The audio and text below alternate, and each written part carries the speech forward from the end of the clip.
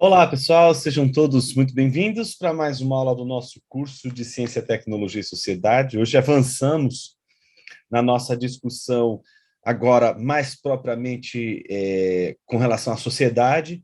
E a aula de hoje ela tem um tema, ela é uma abordagem interessante, porque ela vai mostrar para a gente as relações entre ciência, tecnologia e sociedade. Em primeiro lugar, pelo viés da tecnologia, entendendo a própria cidade, que é o lugar onde a sociedade moderna, sobretudo ocidental, se desenvolve, né? Ela é um produto, ela é, portanto, uma obra de tecnologia.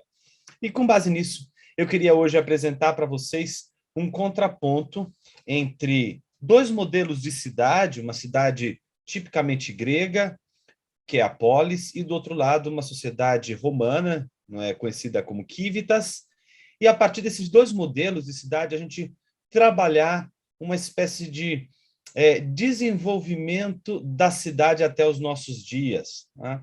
Eu me baseei neste livro do Massimo Cacciari, é um filósofo italiano importantíssimo, envolvido com arquitetura, foi, se não me falha a memória, prefeito da cidade de Veneza. Então, é uma sumidade aqui. Né? Então, eu queria, a partir deste livro, trabalhar o tema de hoje. Eu vou disponibilizar para vocês um artigo que é um resumo muito bem feito deste livro, escrito, na verdade, é uma resenha feita por Júlia Marquezin Caetano. Eu vou disponibilizar também esse artigo para que vocês que se interessarem pela aula possam, então, ler e enriquecer a discussão da aula de hoje. Então, vamos a nosso tema relacionado à cidade como produto tecnológico da sociedade. Então, eu vou compartilhar com vocês aqui já um slide. E a primeira coisa que eu quero fazer com vocês é explicar esses dois modelos de cidade como dois modelos que influenciaram a história da sociedade até os nossos dias. Né? Começando, em primeiro lugar, por polis. Né? Polis é um termo grego, portanto, ele reflete o significado da cidade grega. Né? E como que os gregos entendiam a polis, né? O lugar onde os gregos se reuniam? Né?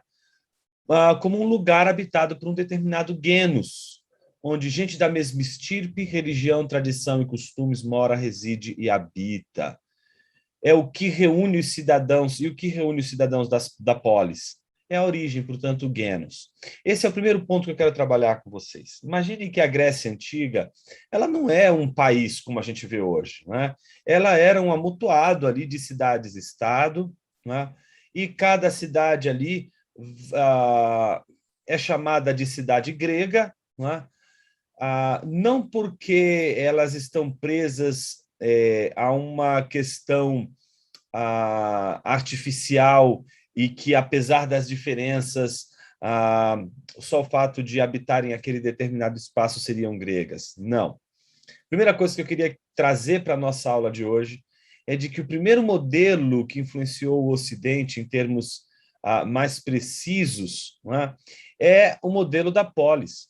Ora, vocês sabem muito bem que a polis serviu de palco para tudo aquilo que a gente estuda hoje em ciência política. Né? Da polis vem a discussão toda em política, não é? Que é como a gente discute as nossas questões na sociedade. Inclusive, a democracia tem o seu nascedouro no contexto da Grécia Antiga.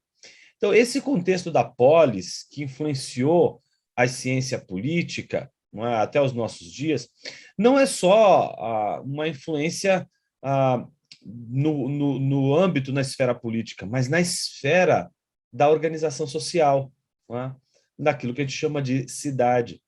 E para isso é importante que a gente lembre que, para os gregos, a noção de cidade não era como a gente entende hoje. A primeira coisa que eu queria que vocês percebessem é de que a polis ela não é uma reunião meramente geográfica, ela é uma região que reúne pessoas de uma mesma origem. Né? Ou seja, mesma estirpe, religião, tradições, costumes. Então, eles moram num determinado lugar, mas não é pelo fato de eles morarem num determinado lugar que eles são gregos, mas por eles morarem naquele lugar e possuírem uma mesma origem, entendendo genos, entendendo origem, como tudo aquilo que envolve língua, tradição, cultura, religião e etc.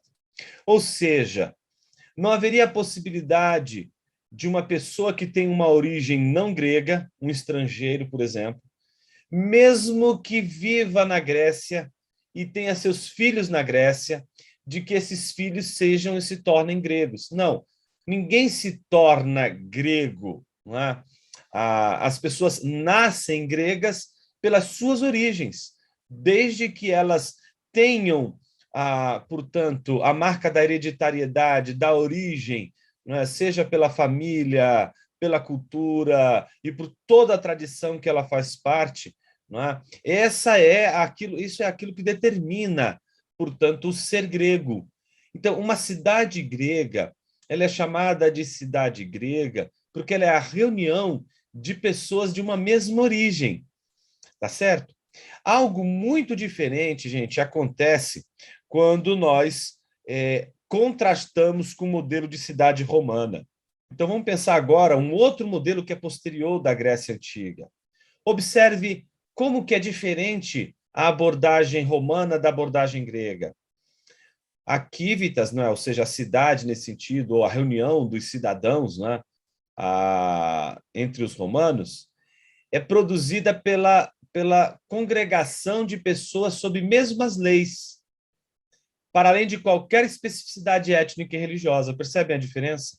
Se a Grécia Antiga é a reunião num determinado lugar de pessoas que têm a mesma origem étnica, mesmo genos, tradição, origem, etc., para os romanos, essa reunião das pessoas que constituem a sociedade romana, é a civitas, que não é a reunião de pessoas de uma mesma origem, mas de pessoas que estão debaixo da mesma lei, independente das suas origens étnicas ou religiosas.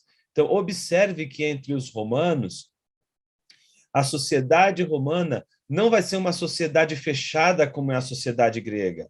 A sociedade grega ela é fechada porque ela não abre para diferenças étnicas, religiosas, culturais e de origem.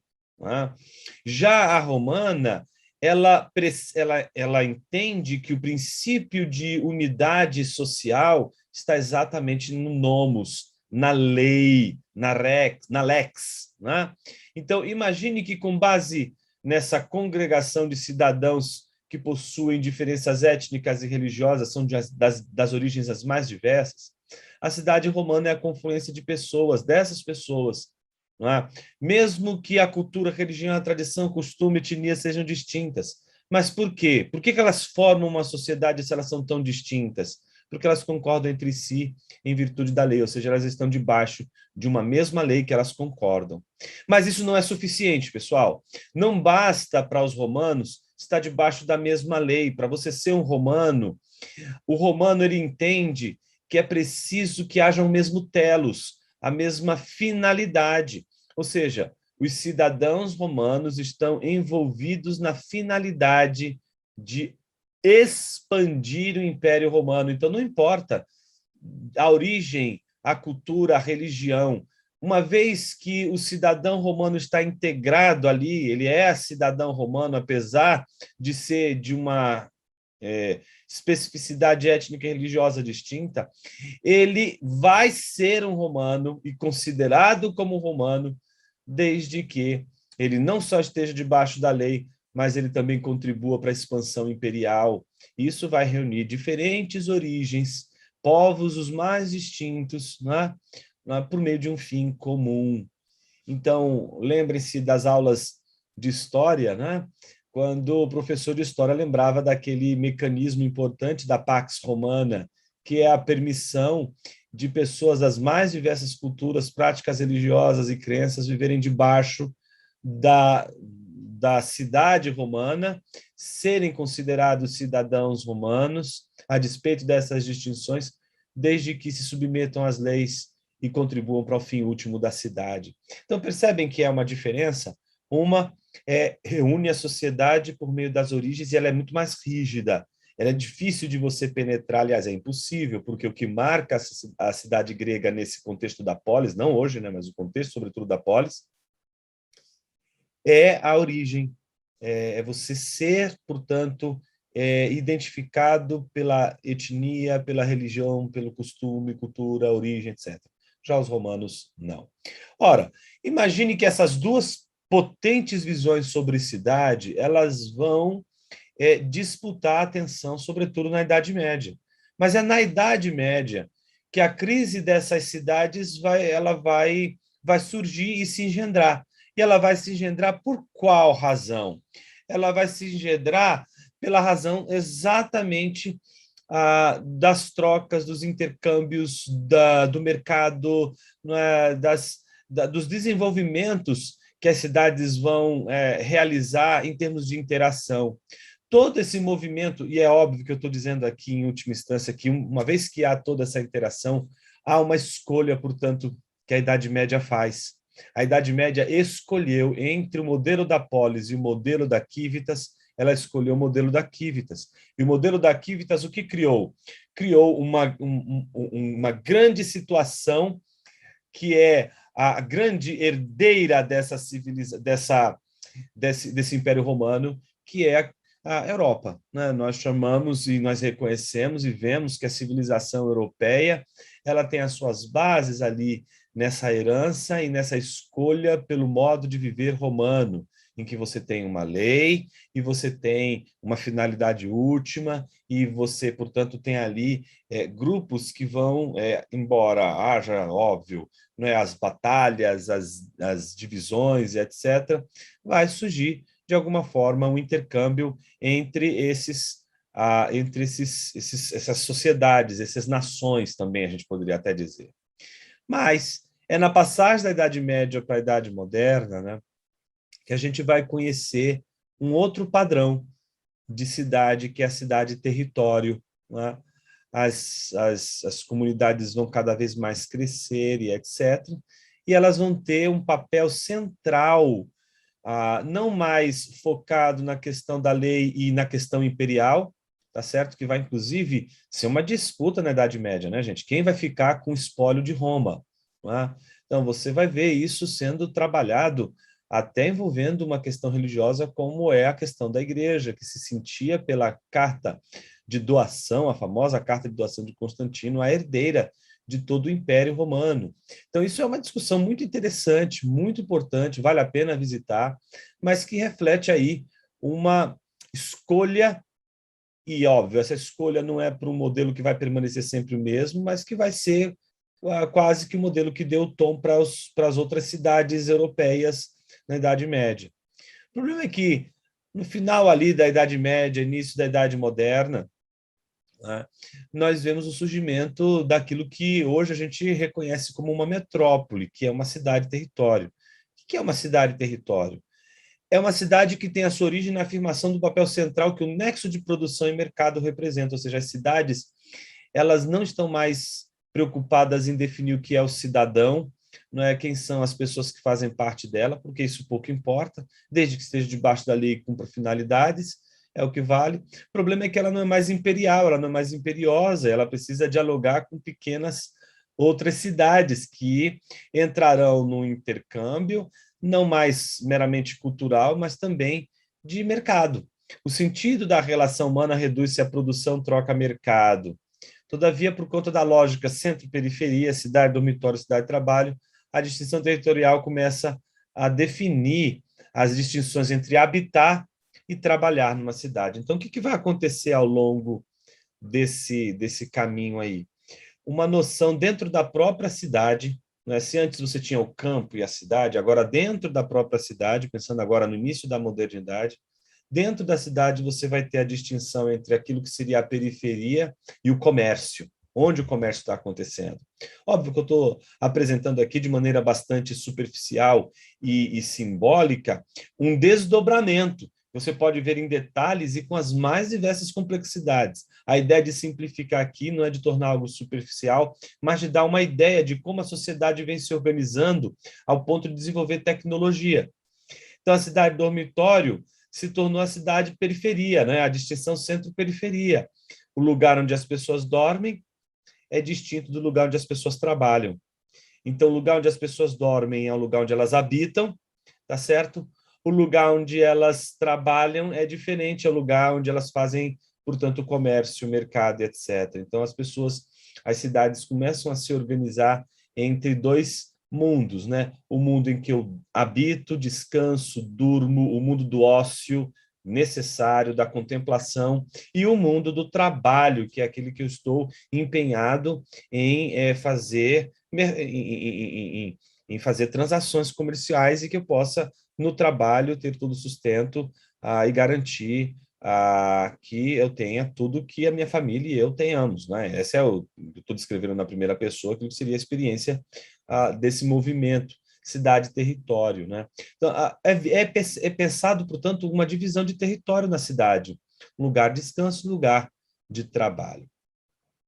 Chegando mais perto da nossa realidade, a gente tem um outro modelo que é a cidade pós-metropolitana. Ela tem a mesma origem e sentido das metrópoles, ou seja, você vai ter ali o lugar de trabalhar e o lugar de habitar. Mas olha que coisa curiosa, a diferença está na dissolução da lógica centro-periferia. As cidades pós-metropolitanas são desterritorializantes. Veja, ele está dizendo gnóstico. Gnóstico, eu preciso parar aqui e explicar um pouquinho. Era uma corrente que acreditava que tudo que é material é menos importante. O que importa mesmo é a nossa inteligência, o nosso conhecimento.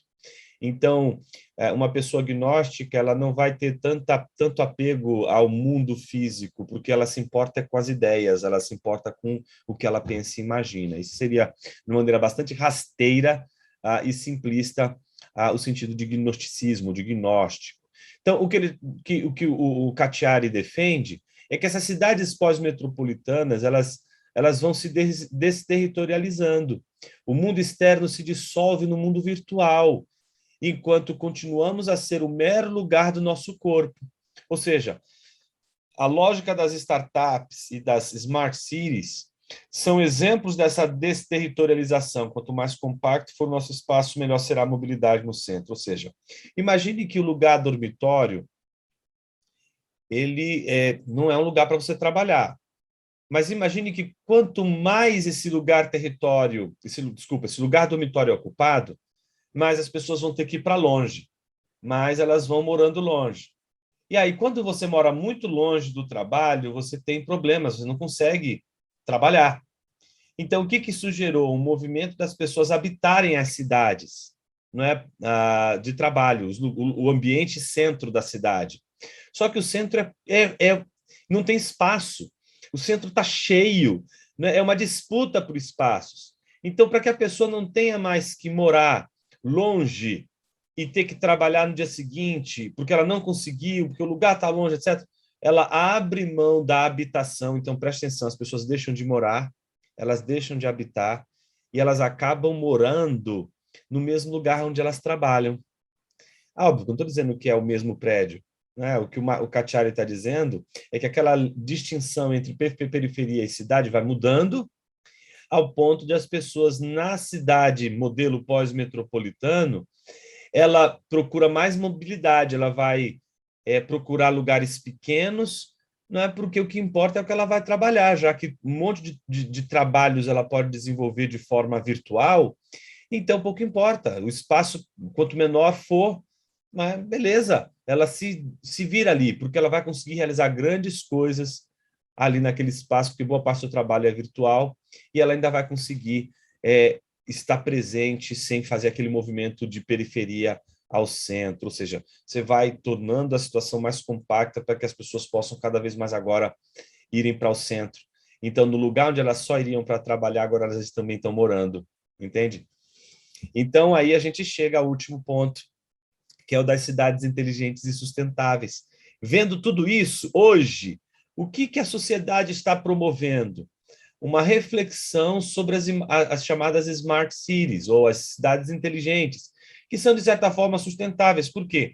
Como o centro se tornou lugar do trabalho, ninguém quer mais dormir em cidades dormitório, e já estão se desenvolvendo dentro das grandes cidades, etc. Só que o problema das grandes cidades é espaço, mobilidade. Então, o que as cidades fazem? Elas precisam incorporar uma gestão inteligente de território que possa atender às demandas do desenvolvimento científico-tecnológico e, sem, contudo, prejudicar ainda mais o mundo que a gente vive, mitigando assim ineficiências das velhas cidades. Ou seja, as cidades inteligentes são aquelas cidades em que elas não, uma vez que a gente jogou para o espaço a questão da habitação, então a gente vai tentar o máximo possível ocupar os espaços nessa cidade. Aí o que a gente precisa? De lugares pequenos e inteligentes, não é? Então, você vai ver como uma pessoa pode, num espaço tão pequeno, fazer uma coisa tão agradável e tão incrível. Essa é a mentalidade, portanto, das cidades inteligentes, a fim de não se afastar, em hipótese alguma, do centro. E isso, obviamente, só é possível por conta da virtualidade dos nossos trabalhos. E aqui, caminhando já para a conclusão e algumas ponderações de ordem mais de provocação, né? Hoje a gente vive isso, né? A gente pôde, durante um bom tempo, vivenciar a nossa experiência universitária, e ainda estamos, tanto é que vocês estão assistindo essa aula por conta disso, né?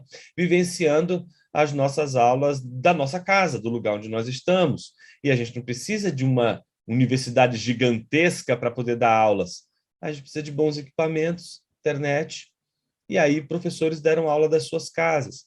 Óbvio que existem pós e contras, óbvio que existem situações que o mundo virtual jamais vai conseguir resolver, e acho que esse é o grande problema, né? O nosso grande problema é que as cidades inteligentes, pequenas, né, móveis, né, com bastante mobilidade, elas precisam ser sustentáveis. Elas precisam, de alguma forma, não desprezar o real.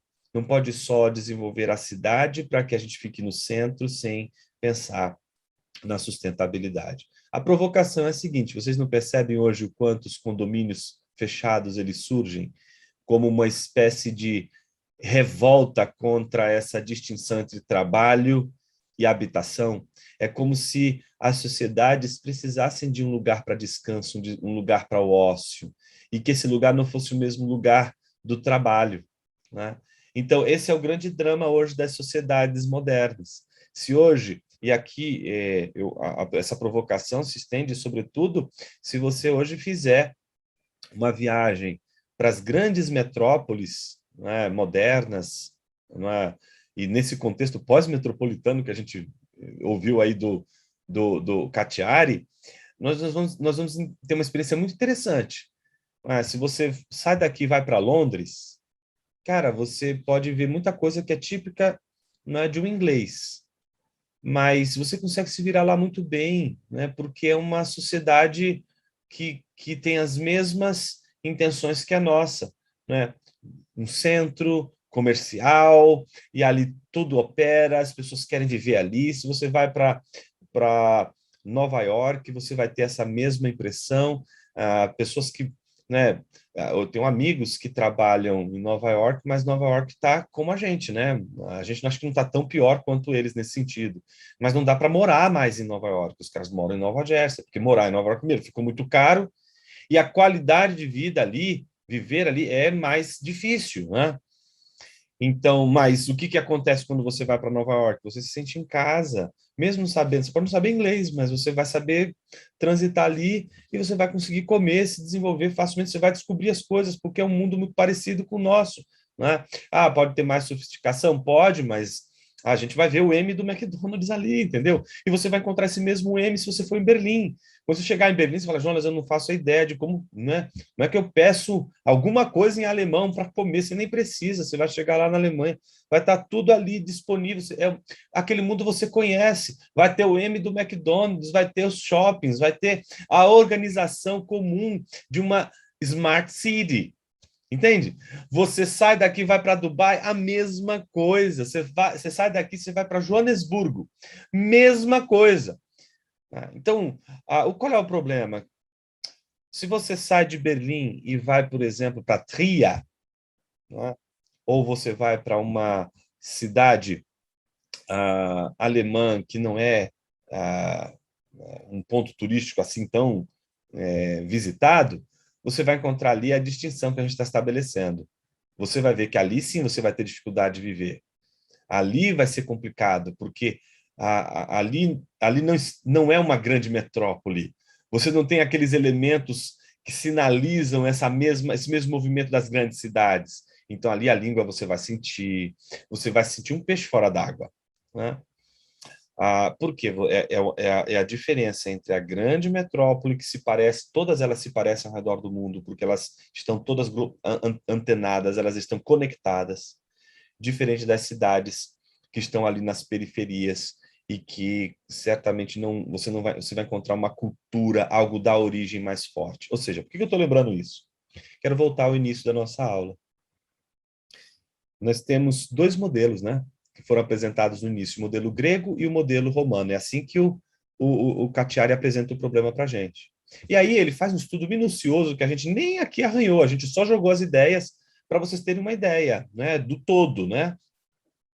Então, o que ele fez? Ó, existe esse modelo centrado na cultura, na tradição, em quem um povo é. Então, a cidade ela é organizada e a tecnologia em torno daquela cidade ela é trabalhada para aquele determinada cultura, daquele jeito, etc. E não adianta você querer fazer parte dali, porque se você é de uma outra, você tem uma outra origem, você nunca vai poder fazer parte dali. Diferente do romano, em que você tem uma permeabilidade, você pode fazer parte daquilo ali.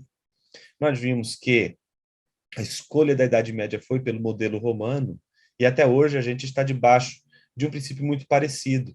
E esse princípio se deixa ver de maneira muito clara naquilo que a gente pode, alguns tentam ver nisso a grande chave para a compreensão da globalização, né? Essa ideia de que várias cidades elas têm ali uma espécie de unidade, né? Uma espécie de jeito muito similar de viver e uma maneira de compreender a realidade muito parecida, né? E que é antagônico às periferias, às ideias das periferias, né? Então, parece que há algo em nós que resiste a uma rejeição completa das nossas origens, mas há algo em nós que é completamente aberto para que, a despeito das nossas origens, a gente possa viver juntos e possamos ser unidos mais por um fim e por uma lei do que pelas origens. Essa é a discussão mais importante, eu acho, que nos enfrenta hoje, nas mais diversas possibilidades que a gente encontra hoje de discussão sobre as relações internacionais, sobretudo as relações entre as mais diversas comunidades espalhadas nas suas mais diversas regiões. Então, o papel da tecnologia é fundamental aqui. E aí você vai perguntar, mas Jonas, por quê? Porque a cidade, gente, esse é o ponto-chave da aula de hoje. A cidade é um produto, tá certo? E a cidade é um produto tecnológico, ou seja, a sociedade produziu esse lugar que a gente chama de cidade e a gente torna cada vez mais a cidade, não é, dominada pela tecnologia, dominada pelos avanços tecnológicos. E, mais uma vez, a pergunta que a gente tem que se fazer é se a tecnologia usada para as cidades hoje, elas têm contribuído para algo sustentável. Em outras palavras, eu queria e essa é a provocação, né, que essa aula pudesse fazer a gente pensar se as grandes cidades, as grandes aldeias globais, né, todas apinhadas ali, né, todas elas gnósticas, para usar os termos do Cacciari, porque elas não se preocupam mais com os espaços, quanto menor, melhor, porque o mais importante não é o que elas estão vendo realmente, mas é o mundo virtual, o que elas estão fazendo de negócios ali. E o quanto a distinção entre habitar e trabalhar gerou uma espécie de dicotomia, né? E uma perda do ócio, uma perda da contemplação, ou seja, não temos mais um lugar para habitar. Essa é a provocação do Cacciari que eu trago para vocês. A sociedade atual, altamente tecnológica, está desenvolvendo cada vez mais tecnologia para que nos centros todos possam ser abrigados e a gente possa ter mobilidade, etc. Então, por isso, a gente vai precisar de cidades inteligentes, porque o problema do espaço já foi para o ar, já foi, não é, para os ares. Mas e o problema da habitação? A gente parece que não sabe mais morar. A gente já não sabe mais habitar. Em outras palavras, a gente não sabe mais descansar. Uma tecnologia que seja capaz de não só produzir, né, efeitos inteligentes para a cidade, mas sustentáveis, é uma tecnologia que deveria levar em consideração a necessidade que os seres humanos têm de dormir, de descansar, de habitar, a necessidade do ócio. É isso, gente.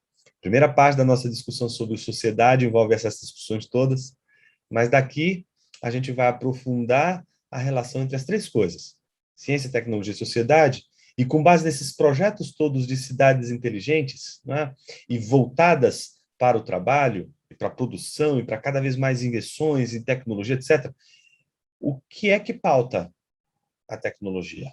O que pauta a ciência? Ou seja, é o amor pelo saber? É a busca pela felicidade dos seres humanos?